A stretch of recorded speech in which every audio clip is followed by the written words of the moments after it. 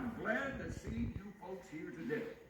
If you visited the Okeefenokee 100 years ago, you'd have met other homesteaders like me making their homes here in the swamp. Swampers, as they're sometimes called, settled on the pine-covered islands and upland edge of the swamp throughout the last 2 centuries.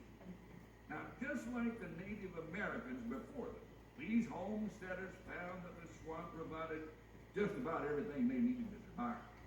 They built sturdy cabins of pine poles and cypress and raised their cattle and hogs in the piney woods. They hunted bear, deer, squirrel, rabbit, turkey, ducks, and other game. And in the sandy soil, they grew corn, sweet potatoes, sugar cane, peanuts, peaches, pecans and tomatoes and other garden crops. And they kept bees for honey. Now, you may find diagonal cuts on some trees in and around the Okeefenokee where folks harvested the sap of pine trees for naval stores or turpentine. Used for everything from a medicinal salve to ink. Swampers were self-reliant, hardy folk with a strong sense of independence. Living so far from the nearest town, they had to work hard to survive. They also had to entertain themselves.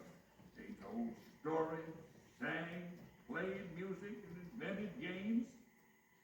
Folks lived out here long before telephones were common in every home, so they had to find a way to communicate across long distances.